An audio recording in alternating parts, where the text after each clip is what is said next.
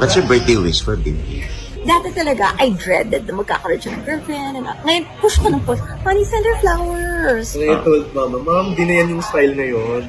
It's not like that na. Kasi they get overwhelmed daw eh, Mom. Huh?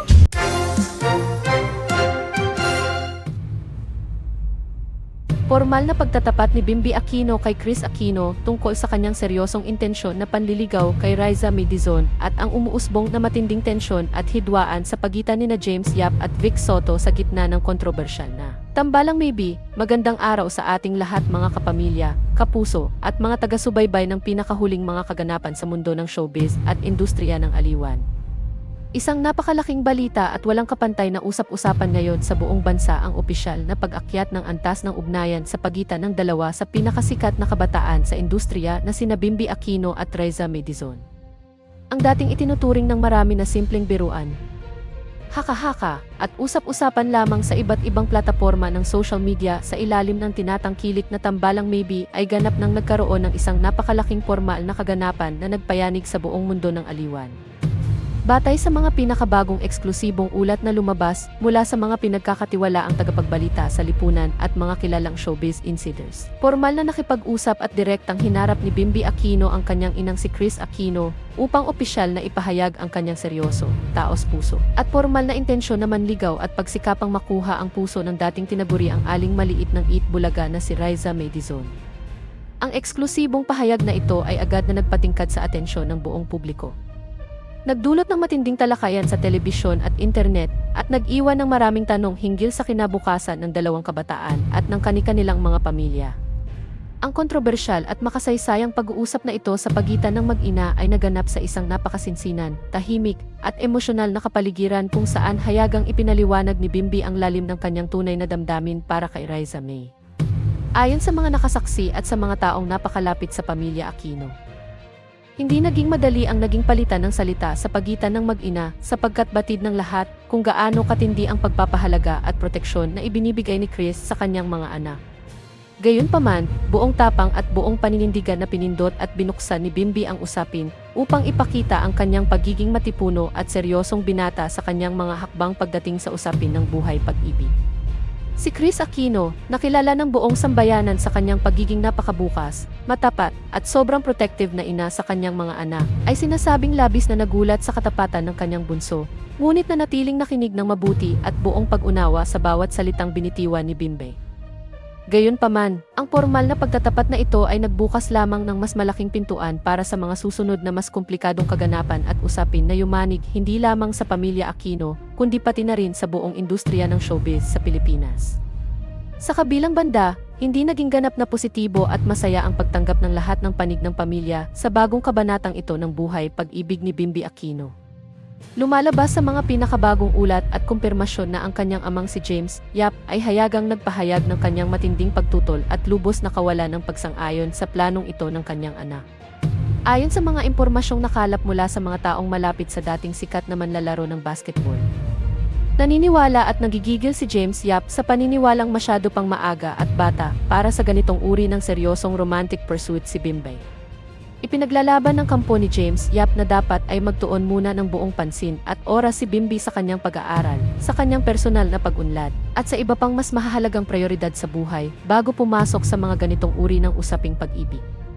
Ang mariing pagtutol na ito ni James Yap ay muling nagdulot ng panibagong tensyon at lamat sa pagitan ng mga magulang, na matagal na ring may magkakahiwalay at magkasalungat na pananaw pagdating sa tamang pagpapalaki at paggabay sa kanilang anak na si Bimbi, habang mayroong matinding pagtutol at pagharang na nagmumula sa panig ng ama ni Bimbi na si James Yap. Nagpakita naman ng lubos na kakaibang suporta at tahasang pagbasbas ang veteranong host at itinuturing na haligi ng industriya ng komedya na si Vic Soto.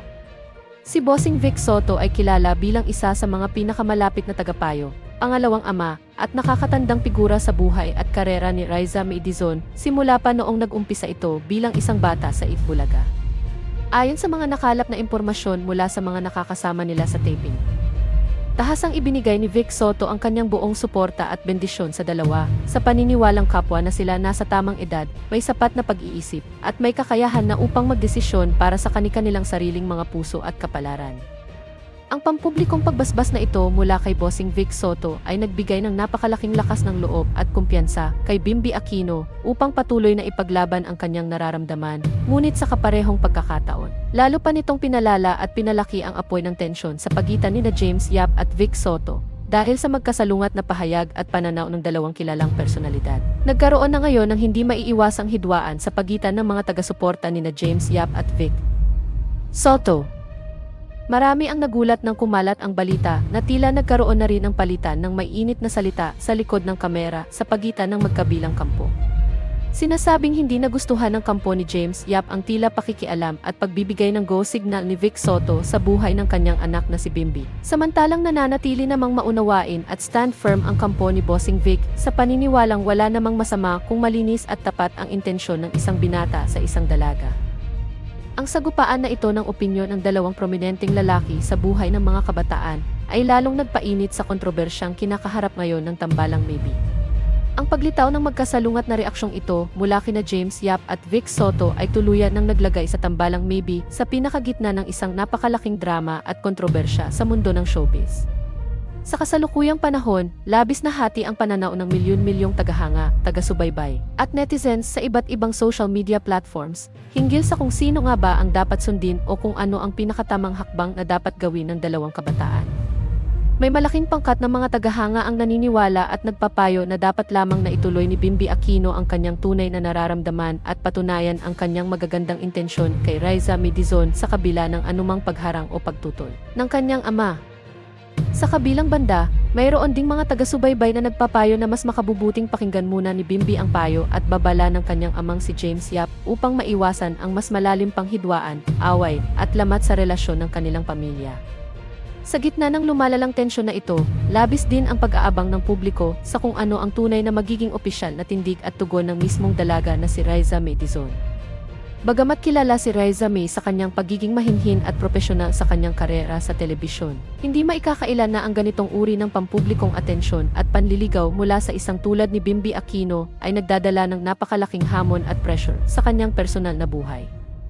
Ayon sa mga malalapit na kaibigan ni Riza May, nananatili itong kalmado at nakatutok sa kanyang mga commitment sa trabaho. Ngunit lubos din nitong pinahahalagahan ang ginagawang paggalang at katapatan ni Bimby sa pagharap sa kanyang pamilya at sa kanyang mga tagapayo tulad ni Bossing Vic Soto.